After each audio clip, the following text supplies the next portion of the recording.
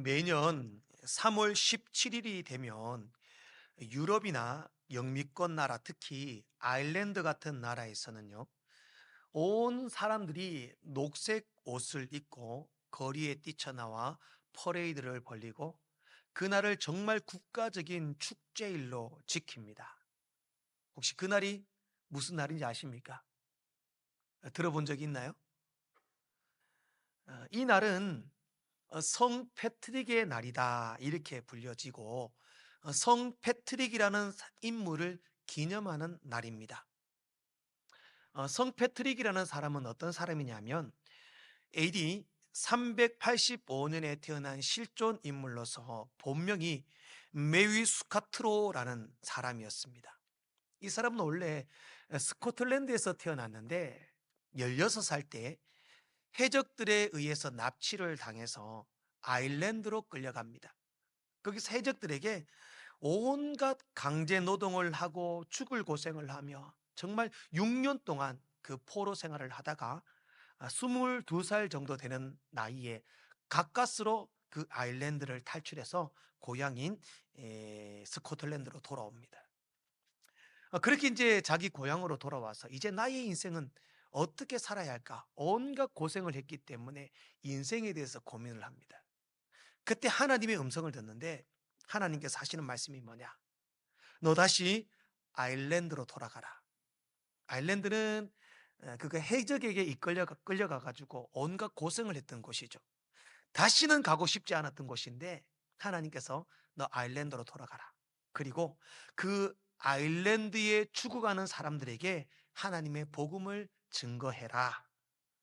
그런 음성을 듣게 됩니다. 당시 아일랜드라고 하는 나라는요, 드루이드교라고 하는 이상한 토속 종교를 믿고 있었는데, 이 드루이드교는 태양과 땅, 자연을 숭배하면서 영혼의 불멸과 윤회, 전생을 믿는 아주 이상한 사이비, 그런 토속 종교였습니다. 아일랜드라는 나라가 그런 사이비 종교에 빠져 있는 것을 하나님께서는 아시고 오늘 이 성 패트릭에게 그 아일랜드로 다시 돌아가서 예수의 복음을 전하고 예수의 사랑을 실천해라, 그렇게 말씀하셨던 것입니다. 그리고 패트릭은 하나님의 말씀에 순종하여 아일랜드로 들어갑니다. 그리고 약 한 40년 동안 아일랜드 곳곳에 학교를 세우고 교회와 수도원을 설립합니다. 그리고 미신 사이비에 빠져 있던 사람들에게 복음을 전하고 말씀을 가르쳤습니다. 그 이후로 아일랜드 사람은 패트릭을 수호 성인 이렇게 부르기 시작했습니다. 그리고 패트릭이 AD 461년 3월 17일 세상을 떠나게 됩니다. 그리고 패트릭이 죽은 날을 기념하여 성 패트릭의 날로 지켰다라는 겁니다. 패트릭이 사람들에게 복음을 전할 때에 성부, 성자, 성령 하나님을 설명할 때에 이 클로버, 잎 세 개가 있는 클로버를 가지고 사람들에게 복음을 전했다는 겁니다. 그래서 클로버의 색깔처럼 녹색 옷을 입고 즉 클로버를 상징하는 모양 문양을 새기면서 그렇게 퍼레이드를 벌이고 성 패트릭을 기념하는 축제일로 지키게 되는 겁니다. 이분이 기도했던 기도 가운데 호심경 기도라는 기도문이 있습니다. 오늘 같이 한번 저와 함께 읽어보면 좋겠습니다. 함께 읽겠습니다. 시작. 내 곁에 계시는 하나님, 내 앞에 계시는 하나님, 내 뒤에 계시는 하나님, 내 안에 계시는 하나님, 내 밑에 계시는 하나님, 내 위에 계시는 하나님, 내 우편에 계시는 하나님, 내 좌편에 계시는 하나님, 내 요새에 계시는 하나님, 내 가판에 계시는 하나님, 내 마음에 계시는 하나님, 내 생각에 계시는 하나님, 나에게 말하는 모든 사람들의 입술에 계시는 하나님, 나를 바라보는 모든 사람들의 눈에 계시는 하나님, 내 말을 듣는 모든 사람들의 귀에 계시는 하나님.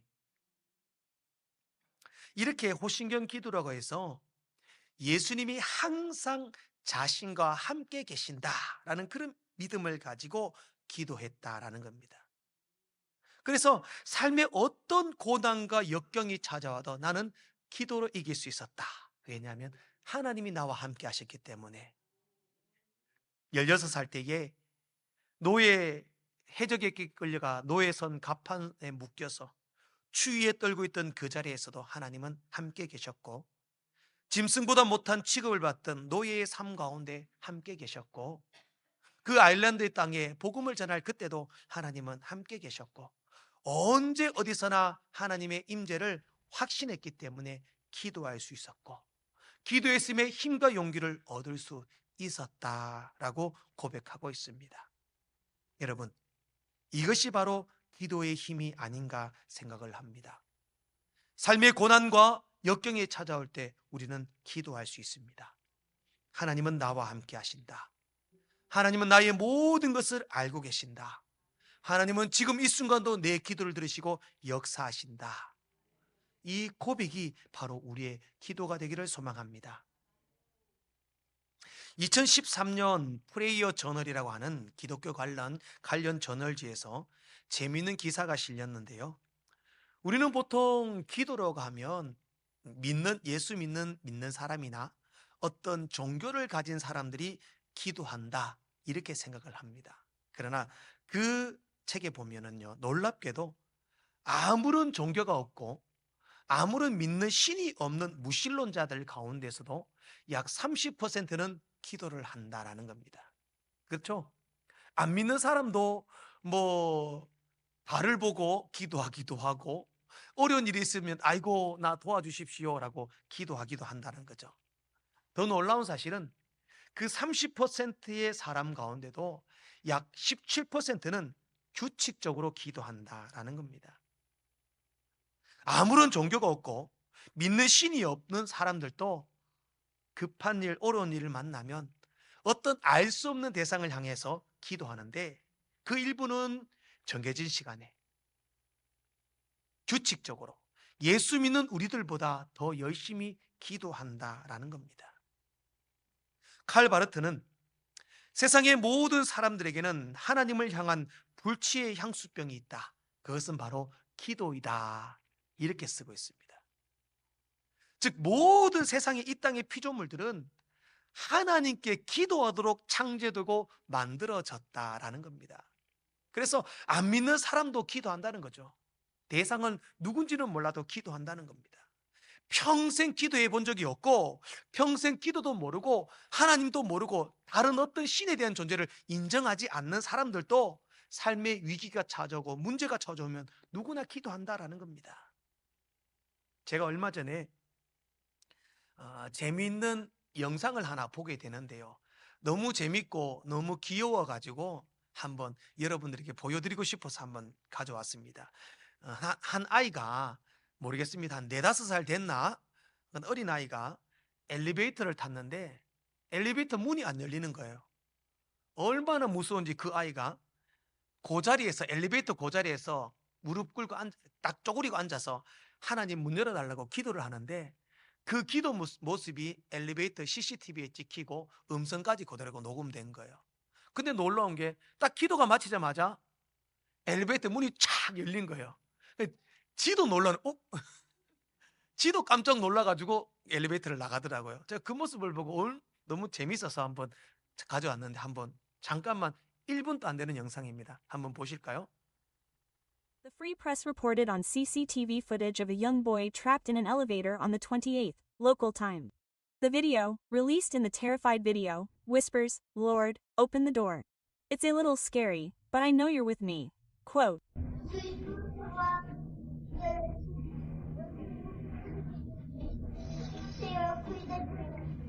As the child finishes his prayer and says, "Amen," the tightly closed elevator doors swing open.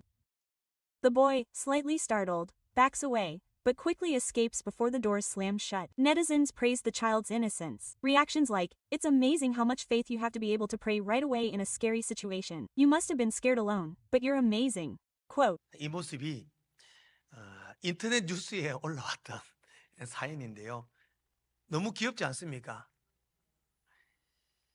지금 하나님 엘리베이터 문이 안 열려서 무서운데 하나님이 저와 함께 계신 것 알아요. 문 열어주십시오.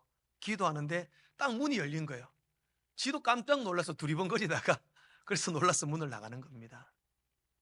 하나님이 지금 나와 함께 계심을 믿고 지금의 문제와 상황을 가지고 기도할 때에 응답의 역사가 일어나는 줄로 믿습니다.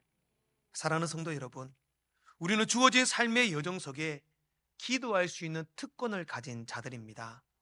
우리의 기도는 세상 사람들처럼 알 수 없는 대상을 향하여 무작정 바라고 소원하는 무의식적인 그런 기도가 아닙니다. 우리는 천지 만물을 말씀으로 창조하신 하나님을 믿습니다. 예수 그리스도께서 내 죄를 사하시고 십자가 달리시고 영생과 구원의 길을 열어주심 구세주이심을 믿는 사람들입니다. 성령님의 내주하심을 믿고 날마다 성령님이 나와 함께 하심을 믿는 사람들입니다. 그러므로 우리는 그 하나님께 나의 진정한 필요, 나의 기도를 부르짖는 그런 영적 교통, 소통이 있는 기도의 힘이 있는 믿음의 백성들인 줄로 믿습니다. 리처드 포스터는 아무 생각 없이 내 방법과 내 뜻대로 일방적으로 퍼붓는 기도는 비극이다라고 하면서 기도는 듣고 대화하고 만나는 일련의 과정으로 나의 일방적인 말이 아닌 하나님과의 쌍방향의 영적 소통이다, 이렇게 썼습니다. 우리는 그 누구보다도 기도의 중요성을 잘 알고 있습니다. 또 많은 시간 기도하고 있습니다. 그러나 세상 사람들처럼 일방적으로 퍼붓는 잘못 된 기도가 아니라 하나님이 기뻐하시는 영적인 소통의 기도를 올려드릴 수 있기를 소망합니다. 저는 그러한 기도의 비결을 본문의 다윗의 기도를 통하여 한번 배워보기를 원합니다. 말씀을 통하여 하나님이 기뻐하시는 응답받는 기도의 주인공들 되시기를 주의 이름으로 축복합니다.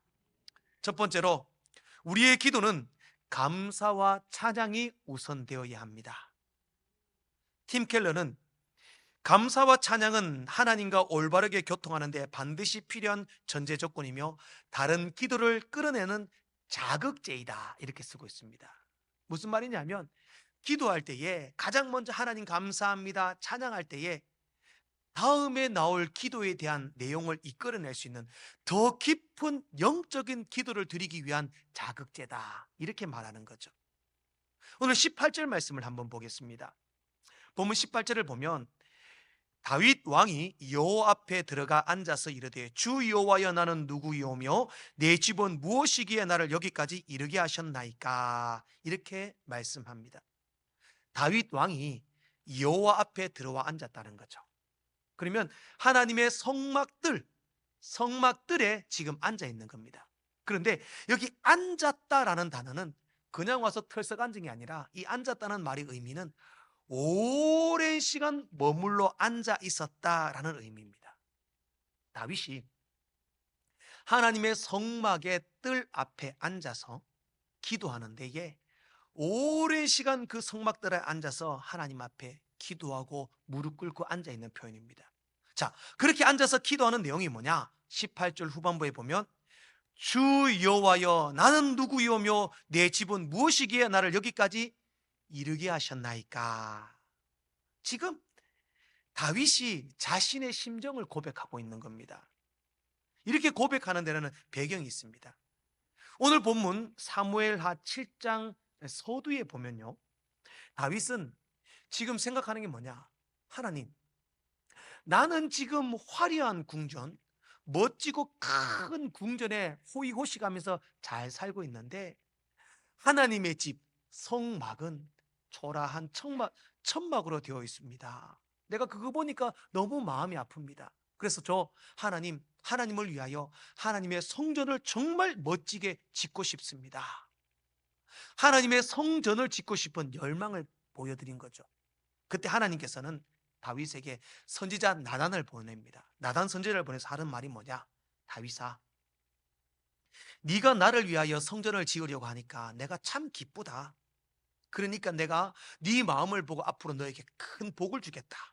네가 죽더라도 네 후손이 나라를 견고하게 세울 것이고 네 왕위가 영원할 것이고 네 집안과 네 후손에게 내가 엄청난 영원한 복을 주겠다.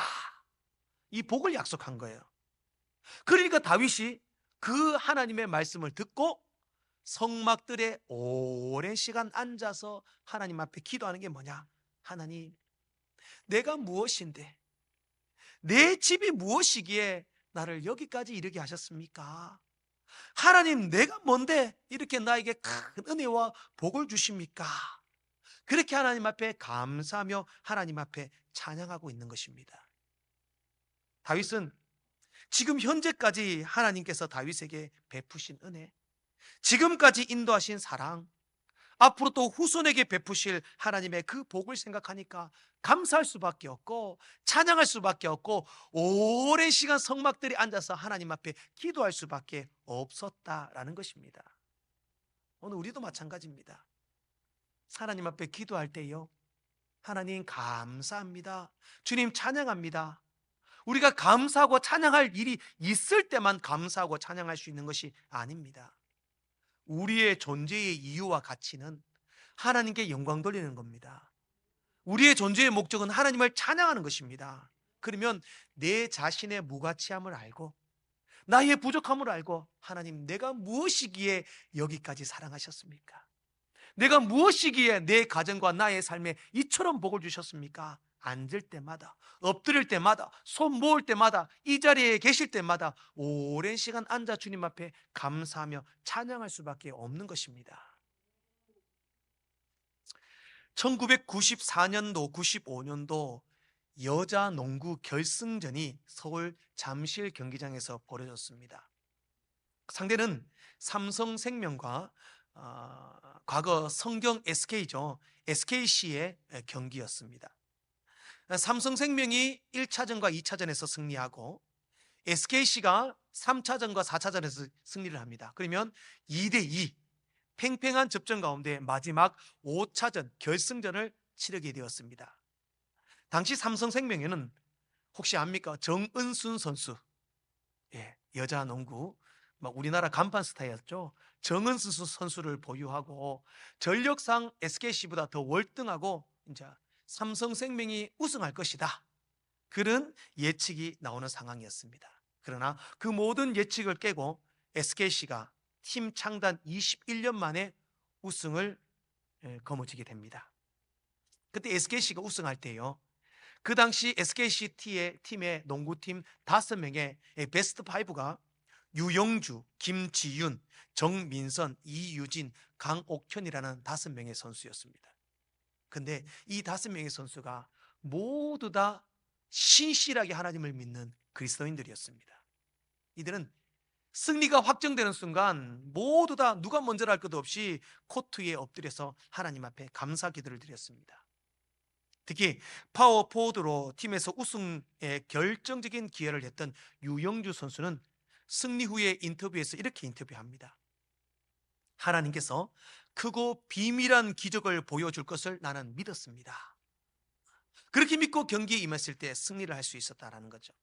그리고 나중에 이들의 승리의 이야기들이 나오는데 어떤 간증이 있냐면, 마지막 이 삼성생명과 2대2로 접전을 벌이고 마지막 5차전 결승전을 할 때에 모든 선수들이 감독, 코치 다 예수 믿는 사람이었답니다, 그때. 그래서 다 모여가지고 경기 전에 5차전 결승전을 하기 전에 모여가지고 얘들이 뭐 했냐면은 찬송을 했대요. 내 영혼이 은총이고. 다 함께 선수들이 그 찬송을 부르고 선수들끼리, 야, 우리 오늘 이기든 지든 하나님께 감사하자, 이기든 지든 하나님께 감사하자, 그 고백을 하며 경기에 임했다고 합니다. 그 결과 승리하게 되었고 모든 선수들이 고백하는 게 뭐냐? 이번 승리는 하나님의 선물이다, 이렇게 모두가 고백하게 되었다라는 겁니다. 결과에 상관없이 이기든지 지든지 하나님께 찬양하고 감사했을 때에 하나님께서는 영광의 승리를 선물로 주셨다, 이렇게 고백하는 것입니다. 사랑하는 성도 여러분, 기도에 반드시 감사와 찬양이 포함되어야 하는 것은 만은 아닙니다. 그러나 감사와 찬양은요, 하나님께서 내가 하나님을 중심에 두고 살아가고 있다, 나는 하나님을 중심에 두고 살아가고 있다라고 하는 믿음의 표현이 감사와 찬양입니다. 그러면 내 기도를 들으시고 응답해 주시는 분을 하나님이시라는 것을 인정하고 내가 하나님의 중심에 두고 살아가겠다는 이 고백 가운데는 반드시 감사와 찬양이 있어야 한다라는 겁니다. 하나님 내게 좋은 거 주시든 어려움을 주시든 눈물을 주시든 슬픔을 주시든 기쁨을 주시든 날마다 우리의 기도 속에는 감사와 찬양이 전제가 되시기를 소망합니다. 그때 하나님께서는 영광의 승리를 여러분에게 선물로 주실 줄로 믿습니다. 두 번째로, 기도는 하나님에 대한 전폭적인 신뢰가 중심이 되어야 합니다. 본문 22절 말씀을 같이 함께 읽어보도록 하겠습니다. 함께 보겠습니다. 시작. 그런즉 주 여호와여, 이름으로 주는 위대하시니 이는 우리 귀로 들은 대로는 주와 같은 이가 없고 주 외에는 신이 없음이니이다. 주님 같은 분은 내게 없습니다. 주님은 위대하십니다. 주님 외에는 나는 아무것도 없습니다. 결국 다윗에게는 주님만 있습니다. 하나님만 있습니다. 라는 신뢰의 표현입니다. 28절에도 고백합니다. 같이 한번 읽어보겠습니다. 28절 시작. 주 여호와여, 오직 주는 하나님이시며 주의 말씀들이 참되시니이다. 주께서 이 좋은 것을 주의 종에게 말씀하셨사오니. 아멘. 하나님의 말씀, 하나님의 언약, 하나님께서 하시는 모든 것은 참이십니다. 참되십니다. 반드시 선하고 반드시 좋은 것을 주십니다. 다윗은 좋은 것 주시고 기도에 응답하시고 내 인생은 하나님밖에 없습니다. 전폭적인 하나님에 대한 신뢰, 하나님에 대한 믿음을 고백하는 겁니다. 그리고 다윗이 하는 말이 뭐냐? 하나님, 내가 하나님이 하신 일을 압니다. 이스라엘 백성들이 출애굽을 할 때에 40년 동안 광야를 살았지만 그들의 의복이 헤어지지 않았습니다. 그들의 발이 부르트지 않았습니다. 왜? 그들에게는 하나님이 계셨기 때문입니다. 하나님께서 좋은 것을 주셨고 하나님께서 그들을 지켜주셨고 책임져 주셨기 때문입니다. 다윗의 인생도 마찬가지입니다.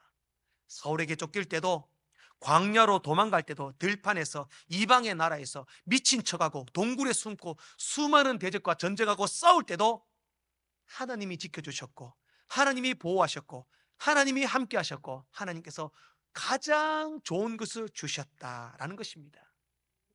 다윗이 그 하나님을 경험하고 믿으니까 이제 나는 하나님밖에 없습니다. 하나님을 전폭적으로 신뢰하고 믿는다라는 겁니다. 그래서 시편 16편 2절 말씀에서도 주는 나의 주님이시오니 주밖에는 나의 복이 없습니다. 주님밖에는 나의 복이 없습니다. 하나님, 나는 어떤 일이 있어도 하나님만 믿습니다. 하나님은 나의 하나님이십니다. 나는 하나님 외에 아무것도 없습니다. 하나님의 말씀은 참됩니다. 하나님은 나에게 항상 좋은 것을 주십니다. 완벽하게 하나님을 믿고 신뢰하는 것입니다. 사랑하는 성도 여러분, 여러분의 처한 환경과 상황이 어떠하든지 하나님을 믿으십시오. 하나님을 신뢰하십시오. 하나님은 여러분들에게 가장 좋은 것을 주십니다. 그 믿음, 그 신뢰함을 바탕으로 둔 기도에 힘이 있고 능력이 있는 겁니다. 미국 세들백 교회의 릭 워렌 목사님의 간증입니다. 목사님의 아들 매튜 워렌이라는 아들이 있었는데요. 저기 좀 퉁퉁하신 분이 릭 워렌 목사님이시고 그 옆에가 아들 매튜 워렌입니다. 이 아들은 오랜 시간 정신질환을 앓았습니다. 그러다가 2013년 4월 스스로 목숨을 끊습니다. 불법 무기 판매자들에게 권총을 쏴가지고 권총으로 자신을 직접 쏘아서 자신이 자살을 합니다. 그러니까 목사 아들이 자살을 했다. 얼마나 괴롭겠습니까? 목사님도 너무 충격이었습니다. 교회도 충격이었습니다.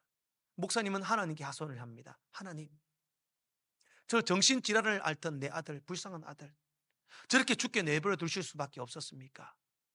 그리고 왜 하필 목사 아들이 저렇게 자살을 하고 죽어서 모든 사람들에게 안 좋은 마음을 주게 합니까? 그런 원망과 그런 하나님에 대한 불평이 있었다고 합니다. 그때 목사님은 더 이상 설교도 할 수 없었고 목회도 할 수 없었습니다. 잠시 사역을 내려놓고 교회를 쉬고 혼자 묵상하며 기도하고 있었습니다. 그리고 3달이 지났습니다. 2013년 7월 18일 자신의 트위터에 글을 올렸습니다. 그 글이 어떤 글이냐? 하나님이 하시는 모든 일을 다 이해해야만 하나님을 신뢰할 수 있는 것만은 아닙니다. 우리는 하나님의 일을 다 이해할 수 없습니다. 그러나 하나님은 반드시 좋으시고 현명하시고 나를 지극히 사랑하시는 분이라는 것만 알면 됩니다. 이렇게 고백하고 다시 목회를 시작하셨습니다. 즉, 하나님을 믿고 신뢰하는 일에 있어서 나에게 반드시 좋은 일만 있어야 하는 것만은 아니다라는 겁니다. 분명히 문제도 있고 고통도 있고 어려움도 있습니다. 그러나 결과적으로는 뭐냐? 하나님은 나를 사랑하신다. 결과적으로 하나님은 나에게 가장 좋은 것을 주신다. 이것이 믿음이고 이것이 신뢰다라는 사실입니다. 사랑하는 성도 여러분, 세상에는 모두가 아픔을 겪고 문제와 고통 가운데 신음하고 있습니다. 때때로 견딜 수 없는 한계 상황을 만나 절망을 합니다. 그러나 그때도 우리는 하나님을 신뢰해야 합니다. 하나님을 믿어야 합니다. 하나님은 나를 사랑하신다. 하나님은 나에게 좋은 것 주신다. 하나님은 나의 하나님이시다. 이 믿음의 고백 가운데 기적의 역사가 일어날 줄로 믿습니다. 우리 가슴에 손을 얹고 한번 저를 따라 고백합니다. 하나님은 구병모를 사랑합니다. 하나님은 구병모에게 좋은 것을 주십니다. 하나님은 구병모의 하나님이십니다. 아멘. 그 하나님을 신뢰하시기 바랍니다. 그 하나님을 믿으시기 바랍니다. 그리고 그 하나님을 믿고 문제와 어려움 앞에 기도하고 부르짖기를 바랍니다. 반드시 좋은 것을 주실 것입니다. 마지막으로 기도는 간절한 요청이 포함되어야 합니다. 29절 말씀을 같이 함께 읽어보도록 하겠습니다. 시작. 이제 청하건대 종의 집에 복을 주사 주 앞에 영원히 있게 하옵소서. 주 여호와께서 말씀하셨사오니 주의 종의 집이 영원히 복을 받게 하옵소서 하니라. 하나님에 대한 감사와 찬양을 드리고 저는 하나님밖에 없습니다. 전폭적인 신뢰와 믿음을 고백하고 마지막으로 고백하는 게 뭐냐? 하나님, 내 집에 복 주시고 내 후손에게 복 주시고 내 미래 삶에 복을 주십시오 라는 복을 달라는 기도를 하고 있습니다. 여러분, 하나님께 복 달라고 하는 기도가 잘못된 기도인가요? 성경에는요, 복이라는 단어가 574회나 나옵니다. 민수기 6장 24절 말씀에서도 여호와는 내게 복을 주시고 너를 지키시기를 원하신다 이렇게 말씀합니다. 하나님께서 아브라함에게 너 본토 친척 아비 집을 떠나 내가 약속한 땅으로 가라. 그러면 내가 너에게 뭐가 되게 하겠다? 복이 되게 하겠다. 하나님은 우리에게 복 주시기를 원하십니다. 하나님은 우리가 복 받기를 원하십니다. 복 받아야 합니다. 여러분, 복을 사모하십시오. 물질에 복 달라고, 건강에 복 달라고, 후손에 복 달라고, 자녀에 복 달라고 부르짖고 소원하십시오. 그런데 문제는 뭐냐? 하나님보다 그 복이 우선되는 것이 문제입니다. 신앙의 모습은 전혀 그렇지 않은데 무조건 복 달라, 만사형통하게 해달라 그렇게 바라는 것은 잘못된 것이다라는 겁니다. 하나님에 대한 감사와 찬양이 있고 절대적인 신뢰와 믿음으로 하나님이 기뻐하시는 성도의 삶을 살아간다면 하나님께서 그 인생에 반드시 복 주실 줄로 믿습니다. 그 사실을 믿고 복을 달라고 기도하십시오. 요청하고 부르짖으십시오.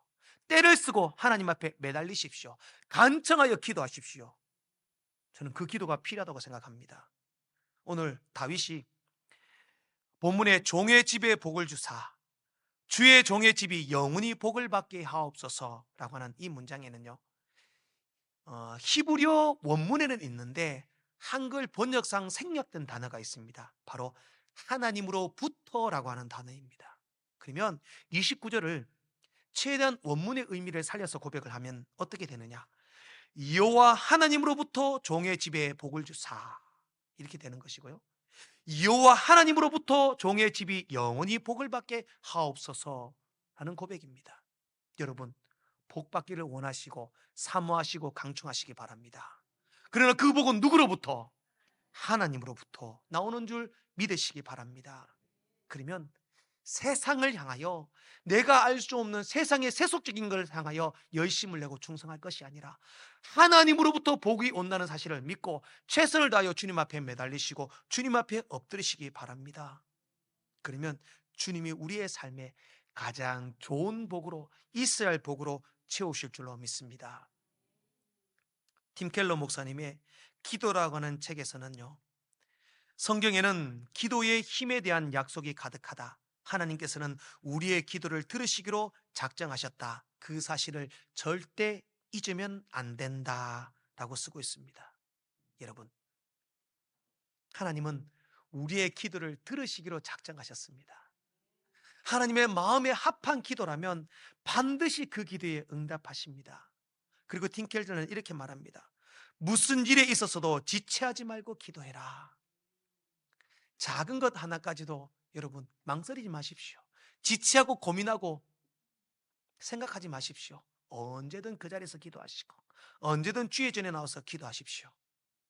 우리 하나님의 백성, 주의 자녀된 우리들의 특권 중에 하나가 바로 기도의 특권입니다. 기도할 수 있습니다. 망설이지 마십시오. 하나님은 지금도 여러분과 함께 계십니다. 그 사실을 믿고 마음의 소원, 기도의 제목들을 주님 앞에 마음껏 아뢰시길 바랍니다. 먼저 하나님의 중심에 사는 자녀로서 감사와 찬양으로 주께 영광 돌리시고, 하나님은 나의 하나님이시고 나는 하나님밖에 없습니다. 하나님은 나에게 가장 좋은 것을 주십니다라는 그 사실을 전폭적으로 믿고 신뢰하십시오. 그리고 복을 달라, 응답해달라 간절히 부르짖고 요청하십시오.